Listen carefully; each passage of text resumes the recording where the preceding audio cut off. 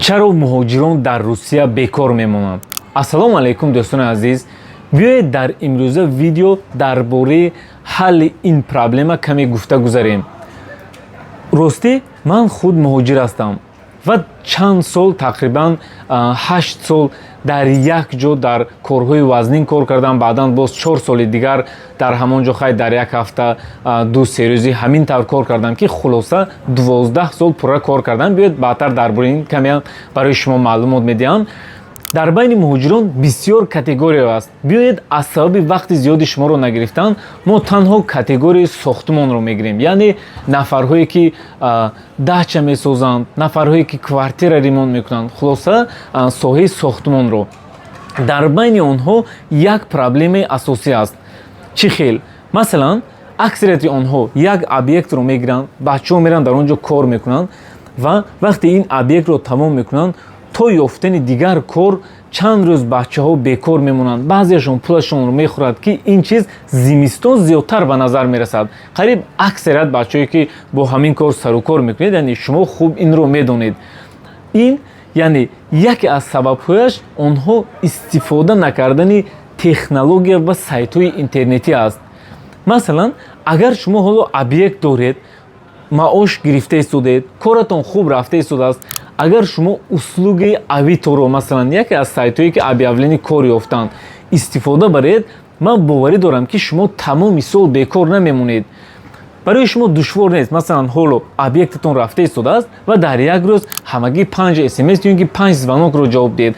اگر رفت یک ابیکت دیگر گرفتید، شما میتونید که باز دیگر بچه‌ها رو بیارید، یعنی یا که بچه‌های خودتون بیکار نمونند و همین چیز رو خوب اگر استفاده برید، من باوری دارم که یعنی شما همه وقت کارتون میشود. و باز یک چند فیشکایش هست که در دوام ویدیو البته من میگویم.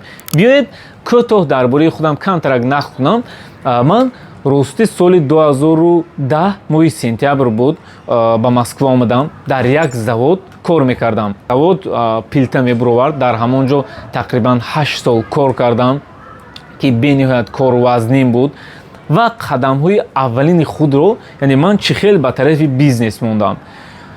بیاید من اویتوی خودم رو میکشم، اویتوی که پیشتر بود. یعنی من تقریبا از 2016 سر کردم به فروشی بعضی تورها. مثلا یگان تیفال یافته فروختم، پلیسوس نگاه کنید، در اینجا خلادیلنیک، خلاصه بسیار چیزها رو من اویسوسا از در همین اویتو میموندم و اینچنین در اینجا یعنی разнорабочий کار موندگی بودم. نگاه کنید در اینجا نویستگی، کپات، لامات، این همین کارها رو من میکردم. وقتی که من این کار رو موندم به من زنگ میزدن.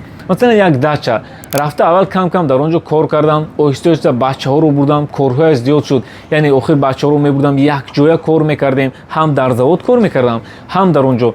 روزهای شنبه یک شنبه من همه وقت کار داشتم، یعنی بیکار نمیموندم. اینچنین بعضی همین چیزها رو میفروختم. یک چند تلفن ها رو میفروختم. از همون وقت من تلفن فروشی ما آغاز شده بود. مثلا تلفن ها که از در اونجا باتری داشت، مثلا من از دیگر جو تلفن های بی باتری رو میگرفتم، باتریش رو از اونجا یافته میگرفتم میموندم و کمی قیمتتر میفروختم. اینجوری همه از разнорабочий مونده. من چقدر خوب پول کار کرده بودم و در یک ترگوی سنتر همچون دورنیک هم کار میکردم.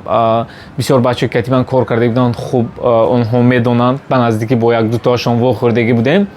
یعنی من هم در завод کار میکردم. وقتی که کار کم میشد در همون جا رفته дополнительный کار میکردم. یعنی من پروگرام اویتو رو خوب استفاده میبردم و همه وقت یعنی پولم میرسید. راستی همون 2015 اگر خطا نکنم وقتی رفته اویله دار شدم اینجا آمدم، یعنی معاشم بنهایت کم بود.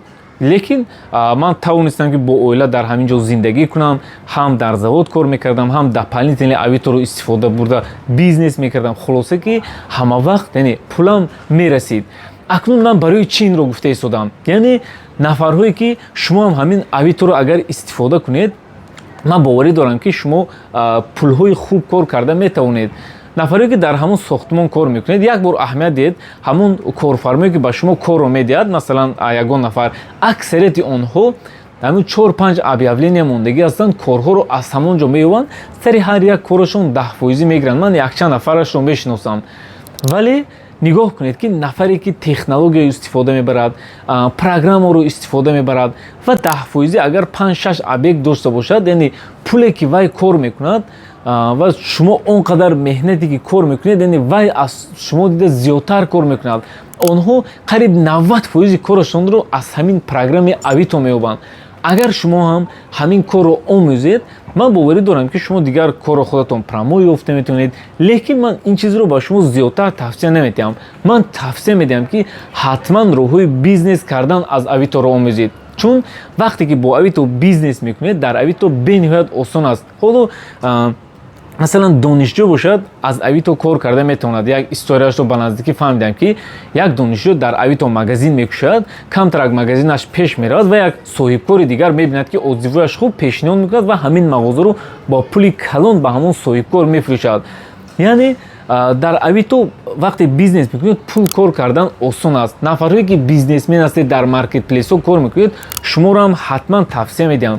чун дар Авито боварии мардуми рус, боварии дигар миллатҳо бениҳоят зиёд аст. дар он ҷо чизҳои қимат мефурӯшанд. масалан Авито соли 2021 ба маркетплейс мубаддал гашт ки якумин маркетплейсе ки дар он ҷо хона, дача, недвижимост, мошинҳои қимат, хулоса чизҳои қимат махсусан дар Авито мефурӯшанд. чунки боварии мардум, боварии дигар миллатҳо ҳам дар Авито зиёд аст. яъне чизҳои қиматро танҳо дар Авито бовар мекунанд.